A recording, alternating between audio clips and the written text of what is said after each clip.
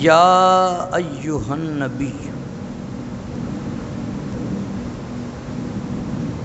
اے ہمارے نبی، انا ارسلناک شاہدا، ہم نے آپ کو گواہ بنا کر بھیجا ہے۔ کیا بنایا ہے؟ شاہد کہتے ہیں گواہ کو۔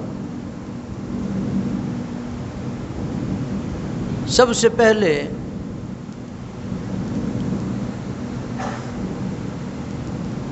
یہ جاننا ضروری ہے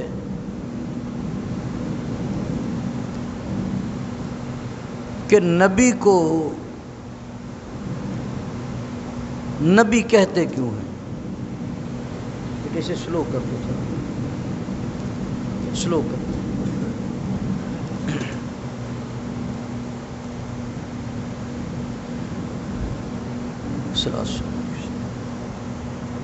سب سے پہلے یہ جاننا ضروری ہے، اللہ فرماتا ہے کہ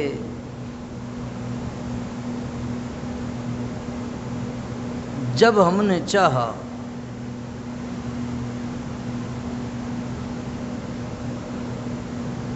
کہ ہم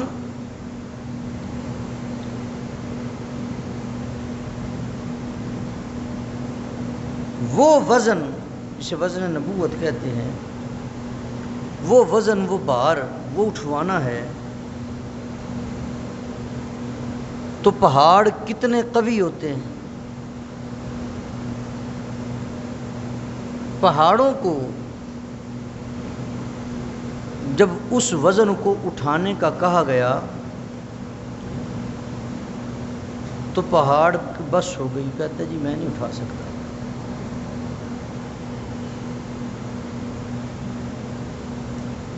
ملائکہ کی بس ہو گئی۔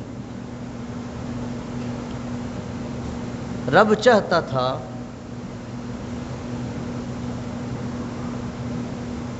کہ میں اپنا بار، وزن، اپنے منصب نبوت کا، اگر رب چاہتا تو پہاڑوں کو نبی بنانا تو نہیں بن سکتے تھے، درختوں کو، سمندروں کو، اور اگر چاہتا ہدایت دینا وہ فطری طور پہ ہر انسان کے اندر رکھ دیتا، جیسے فرشتوں کو ہدایت حاصل ہے۔ کوئی ایسا ہونا ہی نہیں تھا جو اللہ کے کلام کا، اللہ کے احکامات کا کوئی منکر ہو۔ جس طرح بچہ پیدا ہوتا ہے تو اسے دودھ پینا کوئی سکھاتا نہیں ہے، وہ خود بخود جانتا ہے اور رو کے بتاتا ہے اپنی تکلیف اور معاملات کے بارے میں، جیسے اس کو یہ ہدایت حاصل ہے، اسی طرح اگر مالک چاہتا تو ہر بندے کے اندر وہ ہدایت رکھ دیتا۔ یہ مذاہب والا معاملہ ختم ہو جاتا کہ یہ عیسائی ہے، یہ یہودی ہے، یہ نصرانی ہے، یہ ہندو ہے، یہ سکھ ہے، یہ بدھ مت ہے، یہ مسلمان ہے، یہ معاملات ختم ہو جاتے۔ اسے پیدائشی طور پر اسے ہدایت کاملہ حاصل ہوتی۔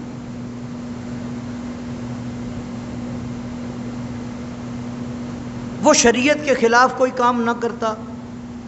اچھا، کبھی کسی واعظ نے آپ کو تقریر میں یہ بتایا ہو کسی فرشتے نے چوری کی، ڈاکہ ڈالا، ہمسائے کا حق مارا، وغیرہ وغیرہ، کبھی کسی نے کہا ہو؟ چونکہ اسے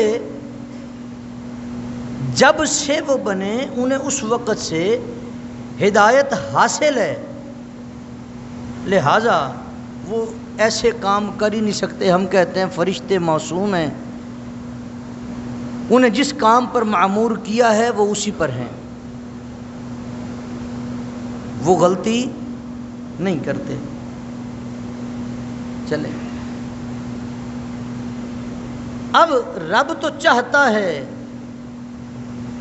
کہ میں نے اپنا مظہر بنانا ہے کسی کو، اور جس کے بارے میں ذکر کیا گیا ہے، جس کو مظہر بنایا ہے، اللہ فرماتا ہے کہ یہ جو وزن اٹھانے والا ہے اس کو پتہ ہی نہیں میں کیا اٹھا رہا ہوں، یہ جہولا، یہ جاہل ہے، اسے پتہ ہی نہیں ہے کیا۔ مثال کے طور پہ ظلوماً جہولا کا جو ذکر یہاں پہ کیا گیا ہے، ظالم بھی کہہ دیا اور جاہل بھی کہہ دیا۔ مثال اس طرح لے لیں، حافظ قرآن ہے، حافظ قرآن ہے، 30 پارے یاد ہیں، حرف حرف یاد ہے، زبر زیر پیش یاد ہے، شد و مد یاد ہے، جزم یاد ہے، رموز اوقاف یاد ہیں، لیکن کہا جاتا ہے الحافظ کل جاہل۔ اس کا یہ مطلب نہیں ہے کہ وہ بالکل جاہل ہے، لیکن اسے جاہل اس لیے کہا گیا اسے پتہ ہی نہیں اس نے اپنے سینے میں رکھا کیا ہے۔ یہ وہ وزن ہے کہ جب پہاڑوں پر نازل کرنے کی بات آئی تو جبل کہتے ہیں کہ مالک وہ خشیت الہی قرآن کی عظمت کے سامنے جبل لرأیتہ خاشعا متصدعا من خشیت اللہ، کانپنے لگ گئے۔ پہاڑوں میں جرت ہی نہیں تھی کہ اللہ کے کلام کا وزن اٹھائیں، تو مومن کے دل کو پسند کیا گیا کہ یہ قرآن کا بوجھ اٹھائے۔ اسی طرح اس کی مثال یہ لے لیں، اگر پہاڑوں کو منتخب کیا جاتا، اگر پہاڑوں کو منتخب کیا جاتا تو پہاڑ سخت ہیں، کثیف ہیں، اس کے اندر سے عکس نہیں نکلتا۔ اب یہ سامنے ہمارے ٹائلیں لگی ہیں، اگر ٹائلوں کے سامنے بندہ آ کے کھڑا ہو جائے اور کہے کہ میں اپنا آپ دیکھنا چاہتا ہوں، نظر آئے گا؟ کثیف ہے۔ اب عکس دیکھنا ہے، اگر ملائکہ کا تصور کیا جاتا تو وہ تو لطیف ہیں۔ مثال کے طور پہ یہ شیشہ، ان کے اجسام بھی لطیف، ان کی ارواح بھی لطیف، وہ لطیف ہیں۔ اب ایک طرف سے کھڑے ہو کر جب شیشے کے دیکھا جائے تو دوسری طرف والا اس کو دیکھ پاتا ہے، درمیان میں رکاوٹ نہیں۔ فرشتے بھی اسی مثال میں ہیں کہ وہ لطیف ہیں۔ اب ہم چاہتے ہیں کہ ہم اپنے آپ کو دیکھیں، اپنے آپ کو دیکھیں، تو ہم اس شیشے کے ایک طرف زنگاری کر دیں گے، اس کے ایک طرف ہم زنگاری کر دیں گے، جو پہلے شیشہ ہے وہ آئینہ بن جائے گا، جو پہلے شیشہ ہے وہ آئینہ بن جائے گا۔ اب جب آئینہ سامنے ہوگا، پھر جب بندہ اس کو دیکھے گا اسے اپنا عکس اس شیشے میں نظر آئے گا، اسے اپنا عکس اس شیشے میں نظر آئے گا۔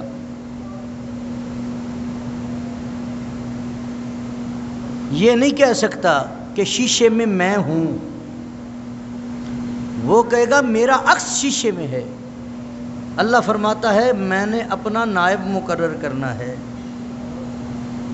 میں نے اپنا نائب مقرر کرنا ہے جو خدا بھی نہ ہو لیکن اس کی صفات کا مظہر ہو،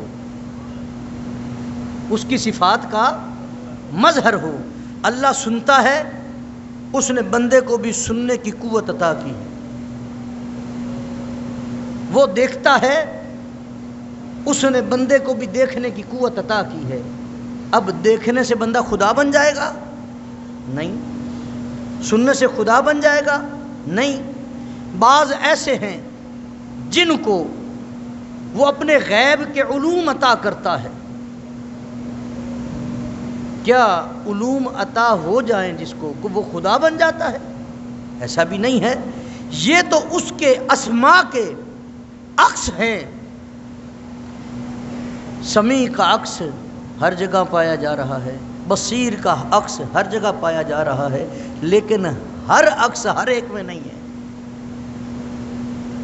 ہر عکس ہر ایک میں نہیں ہے۔ یہ تو اس کی صفات کے جلوے ہیں۔ مثال کچھ ایسے لے لیں، موسیٰ کلیم اللہ علیہ السلام علی نبینا کو طور پہ جاتے ہیں، دیکھنے کی خواہش کرتے ہیں۔ رب فرماتا ہے یا موسیٰ لن ترانی، پیارے کلیم تو مجھے نہیں دیکھ سکتا۔ پھر رب اپنی ایک تجلی فرماتا ہے کوطور پہاڑ پر، ایک تجلی۔ بعض مفسرین نے تو یہ بھی لکھا ہے کہ سوئی کے دہانے میں سے کروڑواں حصہ یا اس سے بھی کم ایک تجلی فرماتا ہے۔ ابھی سارا ذات حق کا مشاہدہ نہیں ہوا، ایک تجلی پڑی، کوطور پہاڑ جل گیا، پیارے کلیم بے ہوش ہو گئے، پیارے کلیم بے ہوش ہو گئے۔ اچھا ایک اور بات بتائیں، یہ ابھی گرمیاں گزری ہیں، اگر سورج کے نیچے سورج سے جو نور زمین پر آ رہا ہے جو اسے منور کرتا ہے، اگر وہ لینے کے لیے بندہ کھڑا ہو جائے سورج میں جون جولائی کے مہینے میں، تو برداشت کر سکے گا؟ نہیں برداشت ہوگا۔ ابتداً ہو سکتا ہے کچھ وقت کھڑا ہو جائے، لیکن تھوڑی دیر کے بعد اس کی بس ہو جائے گی، اسے برداشت نہیں کر سکے گا۔ اگر اسی روشنی کو، اسی نور کو ایک اندھیرے کمرے میں پہنچانے کے لیے ایک آئینے کی مدد سے جو سورج اور اس کمرے کے درمیان ہو رکھ دیا جائے، وہ آئینہ سورج سے نور لے رہا ہے، خود جتنا مرضی گرم ہو وہ اس سے لے کر آگے لطافت والا نور کمرے میں بکھیر دیتا ہے، جس سے کمرہ روشن ہو جاتا ہے، جس سے کمرہ روشن ہو جاتا ہے۔ عزیزان گرامی قدر، ڈائریکٹلی مالک کی طرف سے انوارات کو اپنے وجود کے اندر سمونا ہر بندے کے بس کی بات نہیں ہے۔ یہ منصب نبوت ہے جو رب سے نور ہدایت لیتا ہے اور اس کے بندوں میں تقسیم کر دیتا ہے۔ حضرت موسیٰ کلیم اللہ علیہ السلام علی نبینا، آپ کا گزر ہوا ایک چرواہے سے، وہ عرض کرتا ہے پیارے کلیم اللہ کی بارگاہ میں دعا کریں، اللہ مجھے اپنی محبت کا ایک ذرہ عطا کر دے۔ ایک ذرہ، ذرہ جانتے ہیں کتنا ہوتا ہے؟ یہ کبھی یہ روشنی پڑ رہی ہو نا کسی کمرے میں، تو اس کے اندر دیکھیے گا، اس کے اندر جو پارٹیکلز جو اوپر نیچے آ جا رہے ہیں نا، اس کو ذرہ کہتے ہیں، بالکل چھوٹا سا جو جلدی آنکھ میں بھی نہیں آتا۔ پیارے کلیم فرماتے ہیں تمہیں پتہ ہے ذرہ کتنا ہوتا ہے؟ پیارے کلیم کتنا ہوتا ہے؟ بہت زیادہ ہوتا ہے۔ تو چلو دعا کریں اللہ آدھا ذرہ عطا کر دے، اللہ آدھا ذرہ عطا کر دے۔ پیارے کلیم دعا کرتے ہیں، نبی کی دعا ہے، اللہ مستجاب کرتا ہے، اس بندے کو، چرواہے کو آدھا ذرہ عطا کر دیا جاتا ہے۔ 6 ماہ کے بعد پیارے کلیم کا وہیں سے گزر ہوا، تو کہا اس چرواہے کی خبر تو لوں، وہ آدھے ذرے والے کا بنا کیا؟ لوگوں سے پوچھا، کہا جی میں تو عرصہ ہو گیا دیکھا ہی نہیں۔ تلاش کرتے کرتے ایک بندے نے کہا پتہ نہیں وہ کہاں ہے، لیکن 6 ماہ ہو گئے ہیں اس پہاڑ کی چوٹی پر کوئی کھڑا ہے جو آسمان کو تکے جا رہا ہے۔ آپ نے کہا وہی رہ گیا، جا کے پتہ کریں وہ کون ہے۔ نبی جب وہاں پہنچتے ہیں اسے پہچانتے ہیں، پہچان کے اسے ایک بار آواز دی، دوسری بار آواز دی، اس نے جواب ہی نہیں دیا، تیسری بار جب آواز دی تو ساتھ کہا میں موسیٰ کلیم اللہ. اب منصب نبوت چونکہ تھا تو وہ آگے سے جواب دیتا ہے، لیکن ہاتف غیب سے آواز آتی ہے پیارے کلیم، جس کو ہماری محبت کا آدھا ذرہ مل جائے نا اسے پھر کلیم کی ضرورت نہیں رہتی. یہ اتنا بڑا خزانہ ہے کہ بندہ چاہے، عام بندہ چاہے، کہتے ہیں سیدھا ڈائریکٹ خدا نو مننے ہاں. یہ ڈائریکٹ والا کام آج تک میری سمجھ میں نہیں آیا سوائے شیطان کے. اس نے بھی ڈائریکٹ کی بات کی تھی اور مردود ہو گیا. اللہ نے انبیاء کو بھیجا کس لیے ہے کہ جو نور ہدایت میرے رب کی طرف سے بندوں کے لیے انہیں عطا کیا گیا ہے وہ اس کو اپنے انداز میں ان بندوں تک پہنچاتے ہیں. اور آخری بات،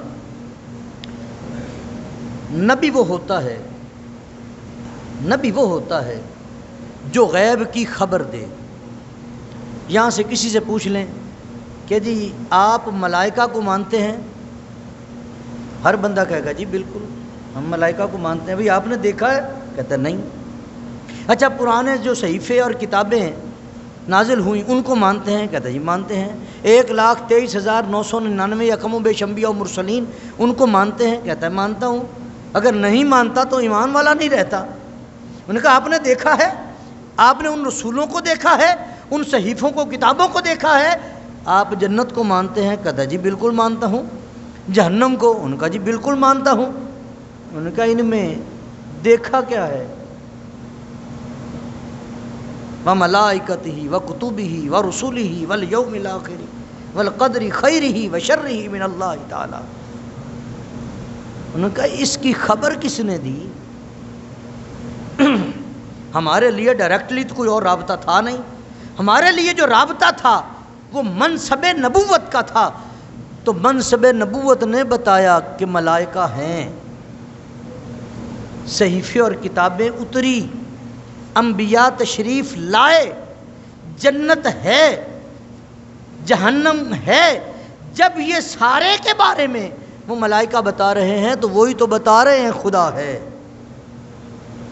اس کا مطلب یہ ہے ہمیں نور ہدایت کے لیے انبیاء کی ضرورت ہے. اگر نبی کا وسیلہ درمیان میں سے ہٹا لیا جائے ہم تباہ و برباد ہو جائیں. اسی لیے نبی کا آنا اور نبی کا ہونا یہ ضروری تھا. دعا ہے اللہ ہم سب کو اعمال صالحہ کی توفیق عطا فرمائے.